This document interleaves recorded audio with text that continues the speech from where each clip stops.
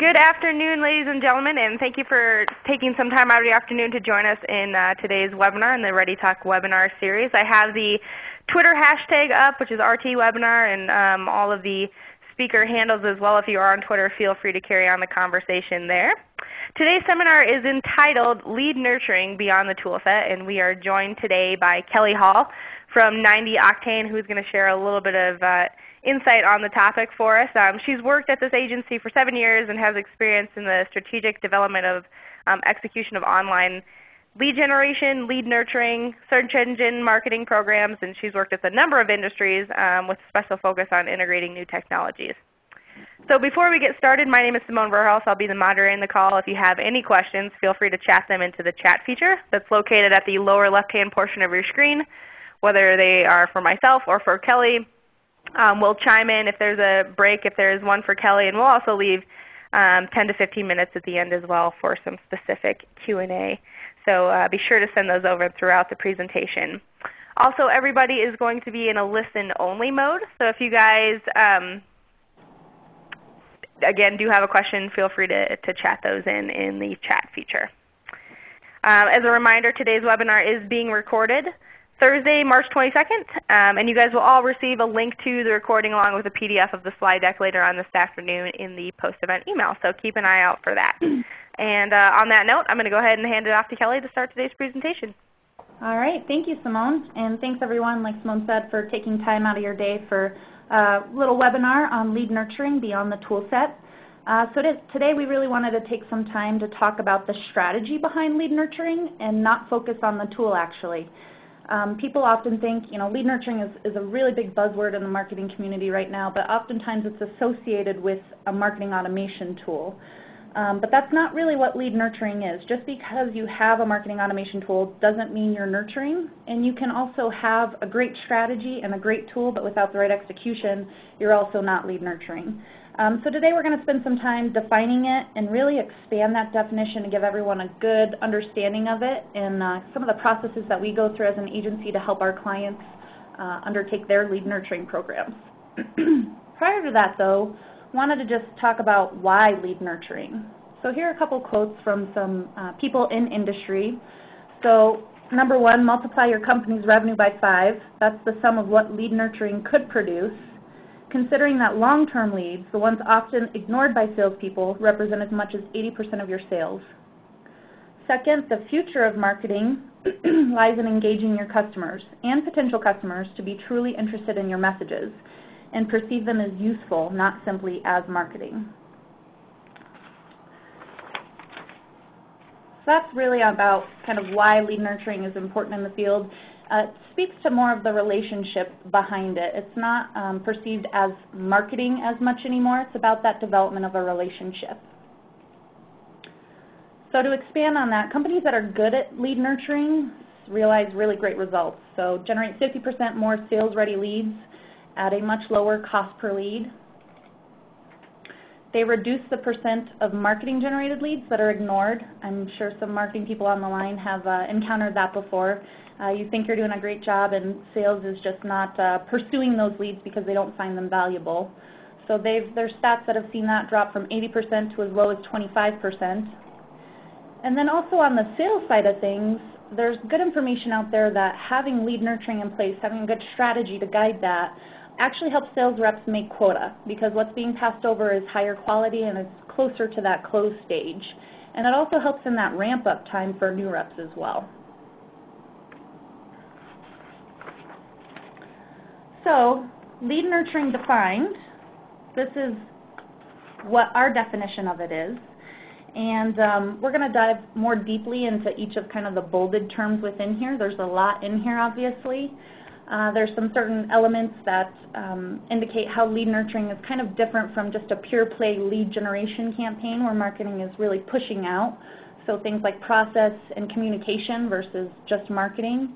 And really tying back to purchase interest. And you'll hear me talk about that a lot today. And there were some questions that actually came through prior to the event that kind of, in my opinion, relate to purchase interest. So I'll try to touch on those throughout as well. But first, wanted to get just a quick poll from you guys on your likelihood to employ some type of lead nurturing in 2012. So I'll leave that open for a couple minutes. Aside from it being a buzzword right now, or part of the reason it is a buzzword right now, is the state of the economy. It's a great way to capitalize on what you already have in your funnel. If you kind of think of an upside-down pyramid, a lot of us marketers, we're great at feeding the top of the funnel, but lead nurturing really helps us work in between and work with the middle of the funnel to get to those sales qualified leads and eventually sales revenue. So it looks like there are a lot of people who already are, which is phenomenal. Hopefully you can take away some different strategic points from today's presentation to use.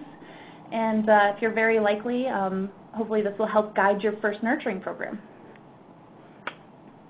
So let's talk about the first part of this definition here, process. So let's start with example, whoops, I just flipped backwards. Example A. So let's say I go out and do a Google pay-per-click search, and I'm searching for software solutions for my company. I get to a landing page that has a great informational offer. It's a white paper. So I go through registration. It kind of asks me for more information than I'd like to part with, but I perceive it has value, so I still go through all of the registration. And then I get passed to sales, and they follow up with me. Am I actually a sales qualified lead? Now if we kind of flip this to example B, same story. I go through and download an informational white paper, but because the company that I'm working with has done their research on me and understands how I'm going to make my purchase process, instead of putting me through a lot of registration, instead of passing me directly to sales, they understand that at this point I'm just trying to gather more information. And instead of making me a sales qualified lead and probably putting me in touch with someone too soon and I'm not ready to close, they put me into nurturing. And what that is a series of communications, everything from email to phone conversations that really help to bubble me up essentially. So hopefully by the time I get to sales, I actually am a sales qualified lead. This is just a potential nurture flow. I wanted to bring this up because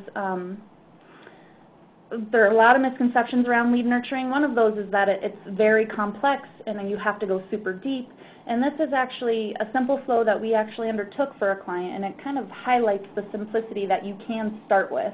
That's not to say there's tons of value in going niches and adding components like lead scoring, but you can start small and you can still realize good results as well. So that's it really on the process part of the definition. We'll go ahead and move on to communicating. This is a very important component, obviously. So for communicating, we're really talking about the where, the channel, the tactics, how you're communicating out with your target audience. Email is most commonly associated with lead nurture, partially because it can very easily be measured, but outside of that, you also have social platforms. You've got just phone conversations as well as SMS campaigns.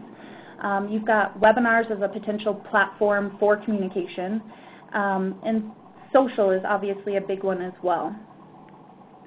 But you'll kind of see on this slide in particular, there are arrows kind of going out. What this means is you can push your message, you can try to communicate out as much as you want. Traditionally, that's how marketing has kind of worked. We go out and we have a message and we just kind of push it out there and wait to see what happens. But really what lead nurturing is going to be about the dialogue, the communication. So you want to elicit that from your target audience. And to get that, you have to have the right timing, you have to be saying the right thing, which is via message and content, or what we refer to at our agency as an informational offer. And you have to juxtapose that to your target audience and their purchase process.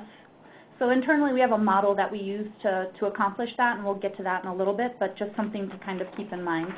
So when we say communicating, it's not just the pay-per-click ad that you're running, it's not just the tweet that has a white paper out there. It's about the dialogue and the engagement that you're creating. So communicating is going to have two different facets. It needs to be predictive and it needs to be meaningful.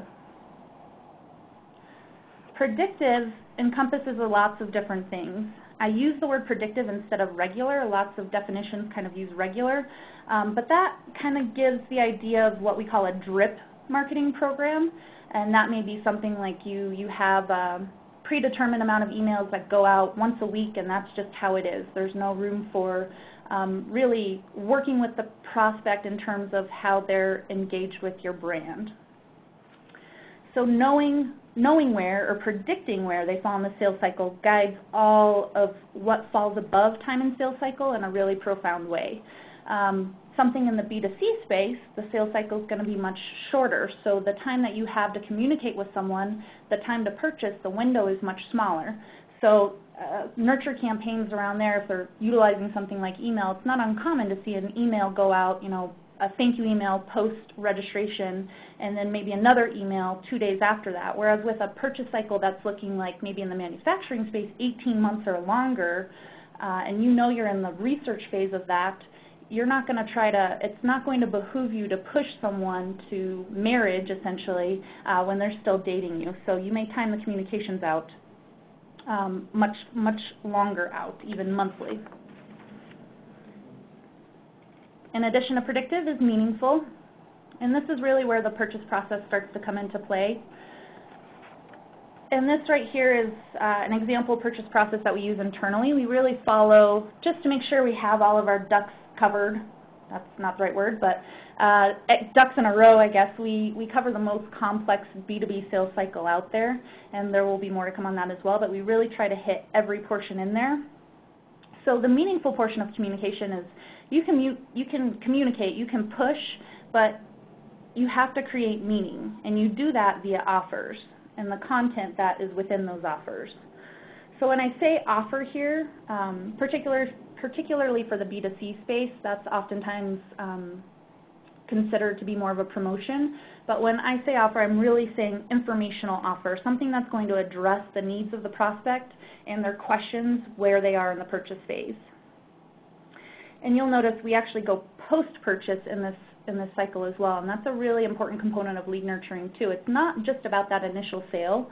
The goal is absolutely the initial sale, but lead nurturing has a place in your customer retention and growth strategies as well. So listed here are some offers that we found particularly useful in our space. The list can go on, and these are semi-segmented out to where they fall within the purchase process. So if you have a design engineer, for instance, who's just starting to spec something out, it's really good to get in front of him with a brochure first and then follow that up with pertinent tips emails. For those guys as well, later down the sales cycle, we'll utilize something like a webinar like this where they can get really specific design information and get their questions answered. One important note on this, though, is these offers, depending on the content, how you frame them, they can fall in different phases of the purchase cycle still. It's really about the content driving it. Case studies, if there's a lot of information and it includes detailed numbers that you have to register for, that's going to be farther along in the purchase process than a simple, short snippet of a customer success story.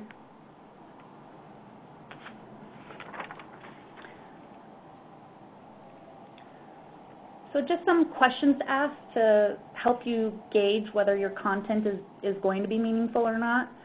If you go back to that previous slide, if you can address the specific pain point your target audience is facing at each one of those phases, then you're adding meaningful content. Alongside that, if what you're offering is actually to help the prospect instead of just help your marketing efforts, then you're adding meaning to the engagement.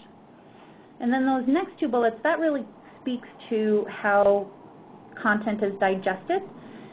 Depending on the target audience, some people, they may go for entertainment value in content versus a very technical audience really wants, a 12-page white paper with multiple paragraphs, and it's not something that we would generally deem online friendly, so to speak. So it's really important to think through how your target audience likes to receive their information, I guess, or digest it. And internally, we use a methodology we call FUEL that helps us take a look at the target audience and understand what their content needs are and how they're interacting with content, both online and sometimes offline. I mean, if you look at someone like my dad, when he's making a purchase decision, he's got a couple generations on me, so he's going to be much more likely to reach out in a more physical way or go to an event or something like that versus interact in an online manner. That last one I also just put kind of as a warning because we've seen this happen in some client situations. It's great to say, I've got this comparison guide, but if you put someone through registration and it's actually more of a brochure, it can be pretty detrimental to your nurture process and to just your brand because it's not meeting expectations for what the prospect is looking for. So this communication portion is really about the prospect and how do you hit their needs, which leads us to purchase interest. So this is that full blown out model from start to finish, and we've got numerous different decision makers in here that all play different roles at different portions. This model is, internally with your organizations, you, I'm sure, have different variations of this, and that's what we always advocate using is whatever internally you have. But this is just an example. And again, you'll see post that choice, we're still interacting on the implementation piece or the post-purchase. And this purchase interest is really going to be the backbone of nurturing, because if you can work through this model, you'll have a good enough understanding of what your prospect needs and how you can fit it to guide all of your nurturing efforts. If you look at this, if you have a question at each portion and an answer to go with it, it will guide you through to post-implementation. And that's the first thing you're going to want to ask. So really, what questions are your prospects asking? So we go through and it's really as simple as question. What question do they have at this point in the purchase process? Are they actually looking for product information? Are they still identifying that they have a problem? Those are really important things to think through in terms of how you guide the content. And this, again, you have to start from the prospect. It's really easy to, our company has a great message and we're going to evangelize that message, but it's not going to make any sense unless the prospect is already asking that question. So if you can align the message that you have with what the prospect's asking, then you're going to be in a much better situation. And that's really what we do on this slide. So after we've gone through, we'll sit down and we'll go through the personas and say, this is how they interact online or how they interact at trade shows or however we need to reach them. These are the questions and the communication needs that they have. And this is then how we can answer them. So we may have the best answers, but then the next step is saying what content do we have to provide those answers? What informational offers do we have to provide those answers? And oftentimes by the time we get to this point, we notice that there are holes, like we have case studies here in an ROI calculator, but we don't have the middle of the purchase cycle covered. And that's something we often see on a nurture program. You've got tons of great content, but it's all in data sheets. Or you've got tons of great webinars, but you don't have the data sheets. So it's really going through and doing more of a content audit. The last thing we lay on top of this is kind of the idea of a relationship. And this is really what you need to demonstrate to your customer along the way. So there's the idea of providing them what they need to answer their questions, but there's also this idea of relationship to demonstrate that you're going to be a good fit for them, almost relationally. So that leads to relationships. And this is a model that we use internally. So the true goal isn't to close a deal. We've talked about this. It's to foster a relationship that leads to ongoing sales, and then often the goal really transcends that to have a mutually beneficial partnership where kind of what we call true passion. So this is what we call a spectrum of trust. This is how we work with clients to get their prospects understanding that they're a good partner, and it's also how we just work with our clients to develop partnerships with them. But you always have to start at the bottom with this. So lead nurturing is great to take you between step 1, 2, 3, 4 and develop that relationship. And then it's also great post that initial development to maintain the relationship too.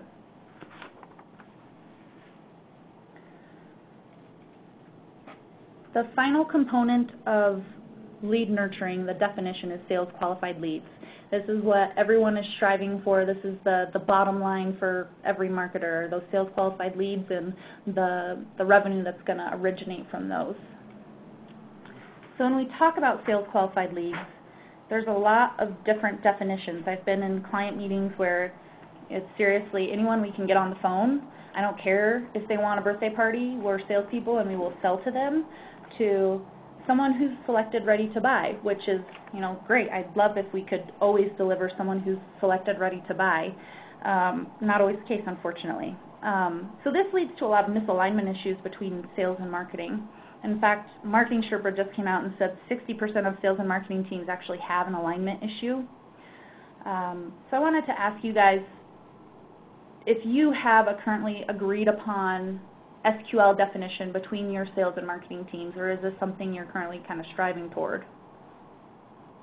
So I'll take a minute to go through that.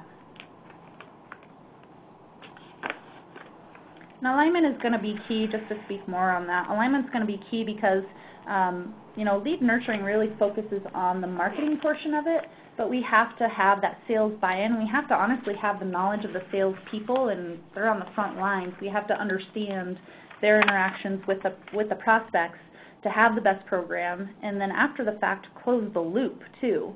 It's all about proving that marketing investment, and without their help, it's really hard to do that.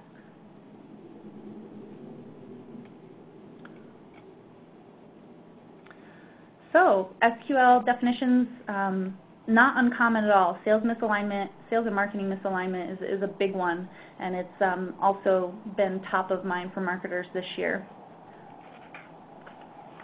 So a couple things that we've had success with internally in helping develop that definition. We've actually created sales and marketing attack teams. We call them marketing teams. And what those teams are, they're set up at the beginning of a project, so at a campaign level.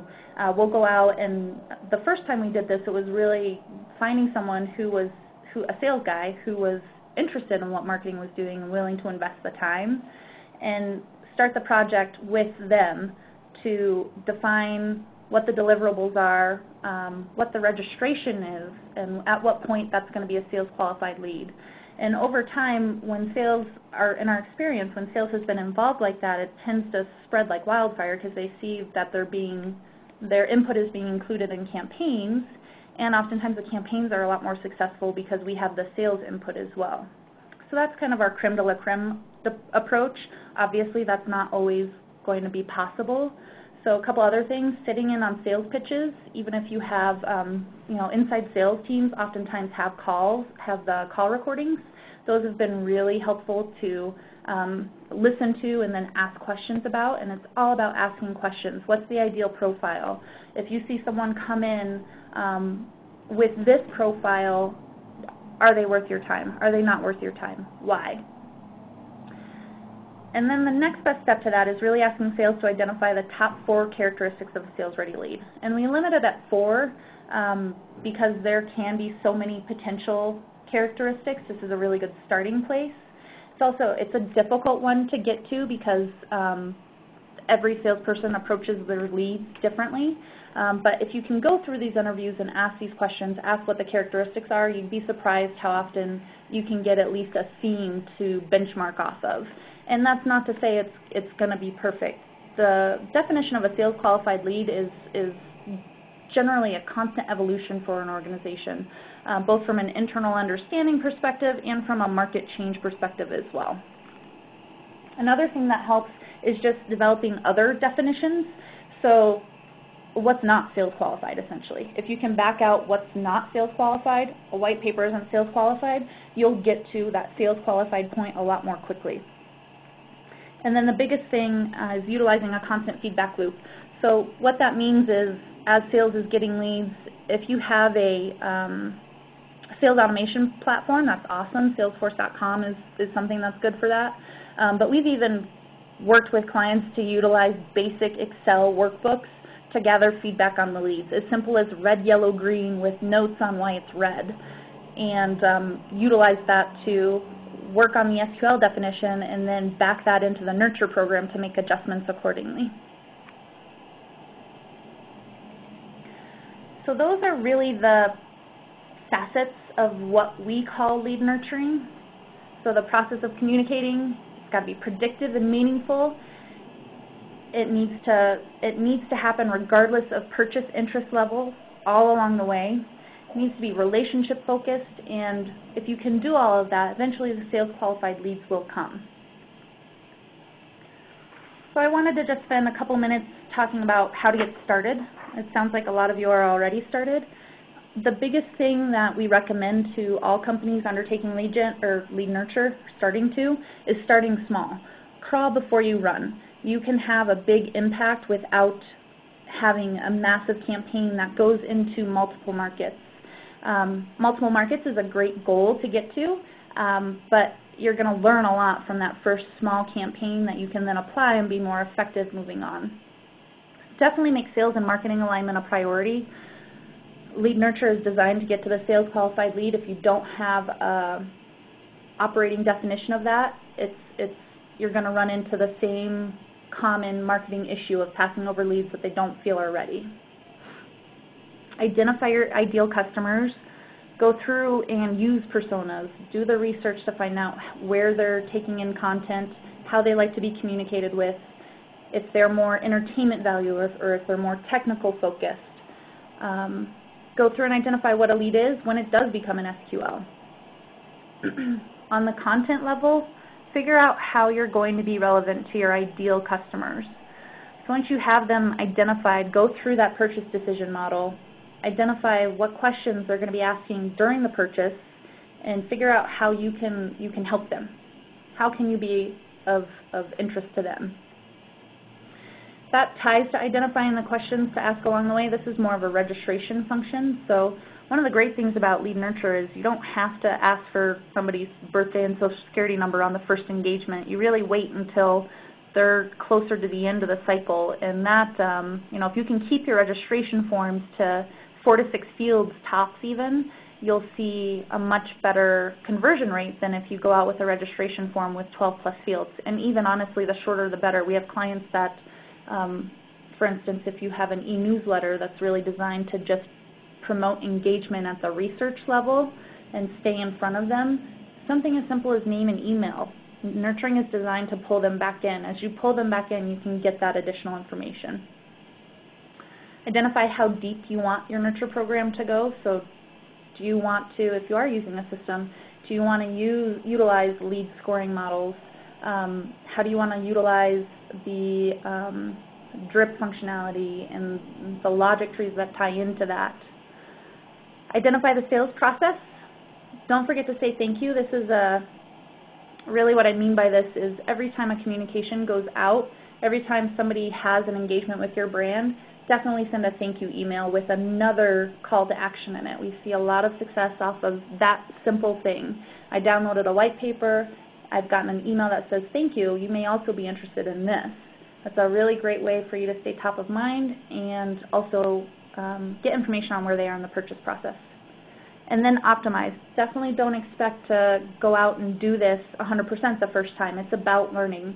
We're really big about iterative strategy here at 90, and what that means is you go out with the best strategy possible, but you are constantly fine-tuning it. That's a function of the industry that we're in and how our customers buy. So that brings us full circle to the key message, which is that it's not tools first, it's strategy. Marketing automation does not equal lead nurturing. So now, to be fair, tools are sometimes a necessary thing. So sometimes or instances where a tool may be helpful is if you're running multiple campaigns in multiple markets. Every market that you pursue should have its own strategy behind it. If you have a very distributed sales force, tools are great too. If you find yourself having more than 4 emails a week, that's a lot of volume to handle. So from an efficiency standpoint, that may be a good time to start looking at a tool. But even if you decide to go down the tool path, you have to start with the strategy. The tool is there to execute your strategy, but you have to have the strategy first. And then once you get into the tool, really think about the business requirements that you're going to need to get the strategy executed. There are tons of bells and whistles in these tools, which are absolutely amazing, but make sure you have your bases covered first. So lastly, I guess thank you for your time, and here's some information to reach out and get additional information on lead nurturing. That bottom one is a link to a synopsis of a chapter one of our partners wrote in a book on targeting offers to the purchase cycle. That's a really big thing for lead nurturing, is really that purchase cycle. So again, thank you for your time, and if anyone has any questions, I am all ears. Yeah, so we had a couple questions come in, and again, if you guys, something kind of triggers something in your brain while you hear these other questions, feel free to chat yours in into the chat feature, and we'll be sure to queue those up for Kelly. So one here in particular, you know, is kind of the whole question about lead scoring. You didn't really mention anything about lead scoring. Does that fit into this process, or what are your thoughts about that? Yeah, definitely. Lead scoring is an important one, and that's one place where a tool definitely has its advantages. There are, in terms of lead scoring, you can look at implicit factors, which are what they're doing and how they're engaging with you, or explicit factors. So you have a target company list you're looking into. So a tool is really good for that, but that's not to say, again, going back to that Excel workbook, we've worked with clients to have lead scoring according to the offer that they've come in, because we know that that's a hand raise. For instance, an online calculator that is a total cost of ownership. That's a pretty good indicator that they're getting closer to making a decision. And we've documented that more on a manual basis too. So that's definitely an important one to consider. Great, thanks. Another one I would say was kind of important to this conversation. If you just switch back to the list here that you covered really quickly, you'd mentioned, you know, ask the right questions along the way. What do you mean by that exactly? What kind of, can you give an example of some questions that might be important to ask in that process? Questions, so this one is more specific to a registration form. So that's the idea, when you're just dating someone, you want to know what they look like. You want to know that they have a nice smile and they're fun to hang out with. But as you get more serious, there's a lot more questions that come into play. And you may ask about marriage and kids, and your form, so to speak, gets longer. So we undertake the same philosophy when we're working with prospects. If they're just looking for something high level, we may not even gate the content. It may be a free resource. And when they come back, we may ask for a name and email. And then when they come back again, we may ask for their company. And we start building this profile of the user, both based on that explicit and implicit engagement. Okay. So I guess kind of along the lines of, you know, putting together a process, and we've got started, we've gone through this list. When do we get to the point of, okay, now we're hitting them with too many lead nurturing options? So going to the point of, you know, we're nurturing, but we don't want to be pestering somebody. Can you kind of speak to that a little bit? Yeah, definitely. I'm sure all of us have had that happen where it seems like a simple form, and then you get sales calls for about a week straight. Really, that purchase decision model, working through that is going to be the best indication. Understanding how long it takes for your ideal prospect to go from start to end, so you can time your communications. General rules of thumb. Always send it, like I said, always send a thank you email. People don't perceive those as pestering. It's just a nice gesture. But then from there, you really don't want to, if it's a longer sales cycle, we really target once every 2-3 weeks until they get closer to the end of the cycle, and speed up those communications once they're about a month out to close.